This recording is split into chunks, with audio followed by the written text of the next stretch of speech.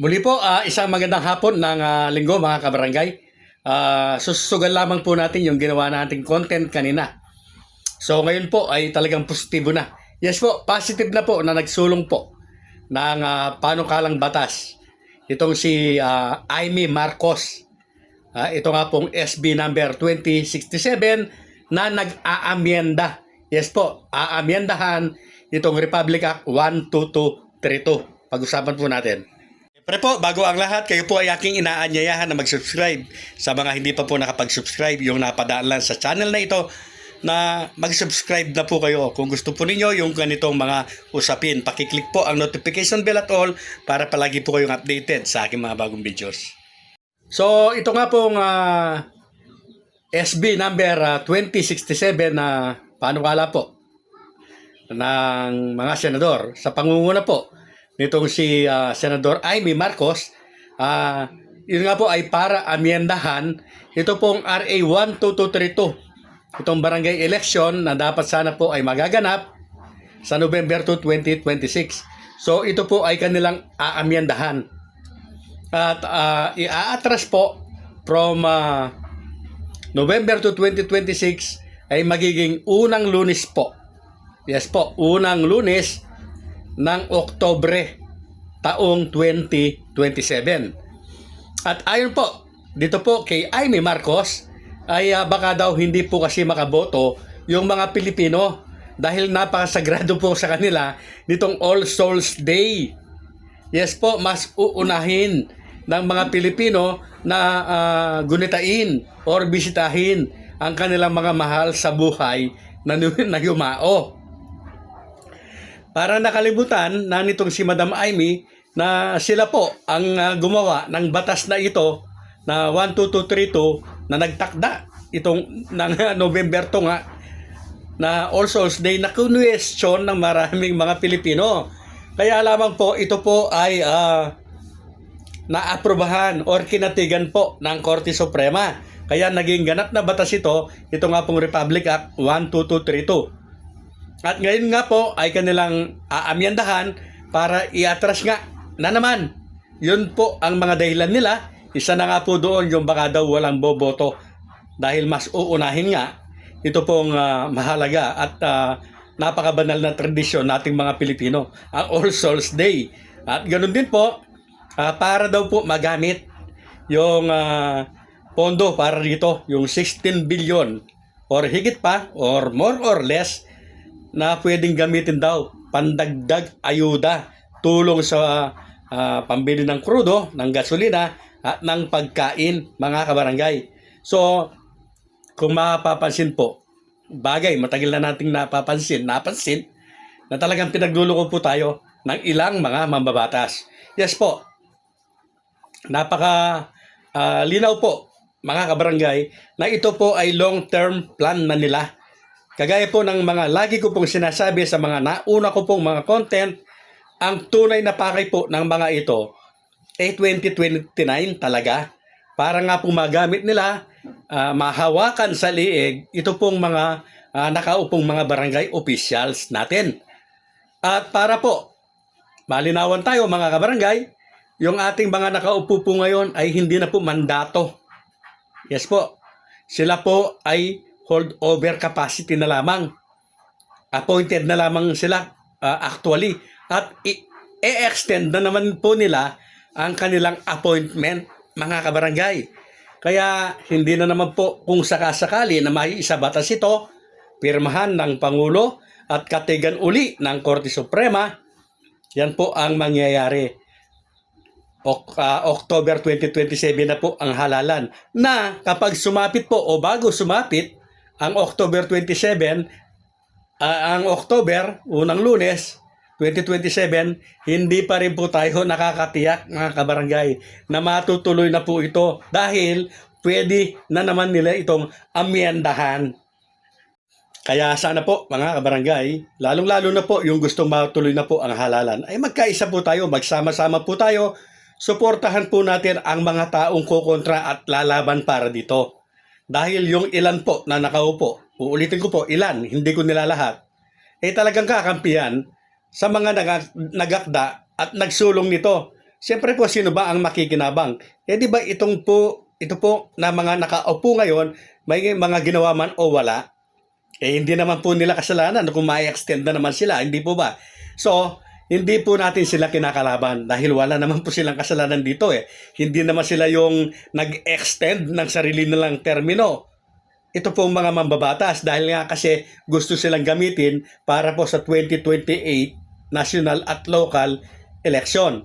So mga kabarangay, tiyak po na ito pong mga nakaupo ay papanig sa kanila dahil sa utang na loob.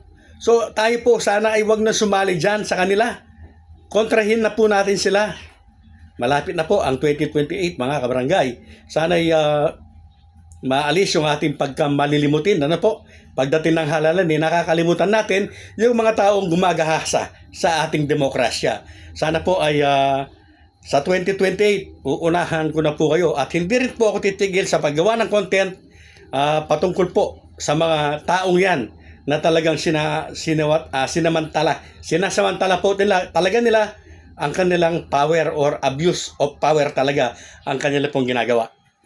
Yan na nga po mga kabarangay, hanggang hindi po nagkakaroon po ng halalan, may mga nanalo ay hindi na po talaga tayo nakatitiyak kung matutuloy pa ang barangay at SK election. Yes po, sa mga nangyayaring ito, base po sa naging experience natin. Noong una talagang paniwalang-paniwala po sa aking sarili na talagang matutuloy na ito dahil nga po para sa akin ay hindi po sapat na dahilan mga kabarangay ito pong alibay na sinasabi nila. Kaya lamang po sa panunood po natin sa ibang content creator ay nakakakita po tayo ng mga talagang nasa kanila ang batas. Sila po ang makapangyarihan. Napapangyayari po nila. Kung tama yung sinabi ko, ang gusto po nila. At para po sa kaalaman po ng lahat, mga kabarangay, ay tiyak po na hindi lamang isang linggo, isang buwan nila pinlano ito.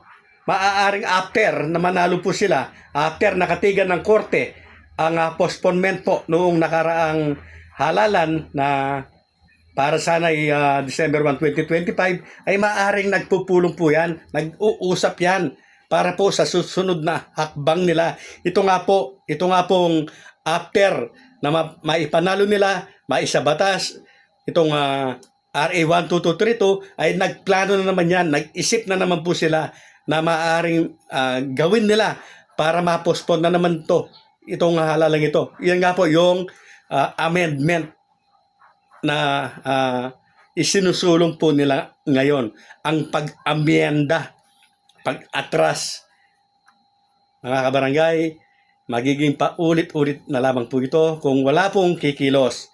Muli po, ako po ay nananawagan sa mga makabayang Pilipino na kung sakasakali po ito po ay maging isang ganap na batas na naman or bago maging isang ganap na batas na ito ay ipakita na po natin yung ating pagkadiskusto sa sistemang ito. Kahit nga, sabi ko, kahit sa social media lang.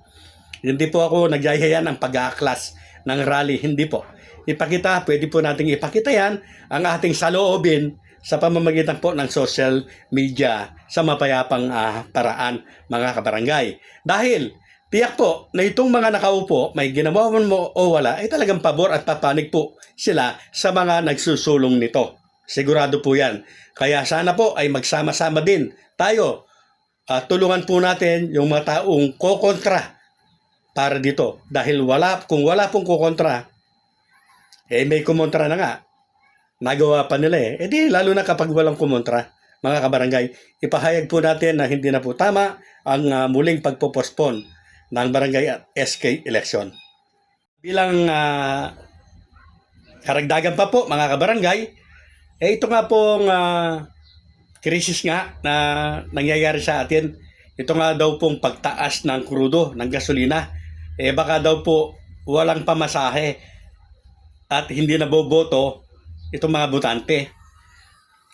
Madam Amy, ang masasabi ko lamang po sa inyo, kung kayo po na mga kandidato ay gumagastos po ng bilyon-bilyon para makakuha kayo ng pondo, ang mga pobre po, maralitang Pilipino, handa pong gumastos din yan, makaboto lamang para po makapili ng kanilang tunay at totoong leader. Yes po. So, nasa inyo po yan. Kayo po yung batas. At may magagawa naman kaming mga Pilipino para dyan. Dahil hindi naman sa lahat ng oras ay hawak ninyo ang bit. Darating din ang panahon, magkakahalalan at kayo'y muling kakandidato. Siyempre, kami naman ang may hawak ng bit. Kami naman ang huhusga sa inyo. So mga kababayan, sana po uulitin ko, itanim po natin sa ating mga puso't isipan. Lalo-lalo na po yung talagang ayaw na mapospon ang halalang ito at gustong matuloy na sa mga darating po na panahon, sa mga susunod po na halalan. Gunitain po natin ang mga taong gumawa ng mga batas para po mapospon ang halalan. Yan po ang pwede nating iganti sa kanila. Sa araw na yon ay masasabi po natin sa kanila, hawak ko ang bit.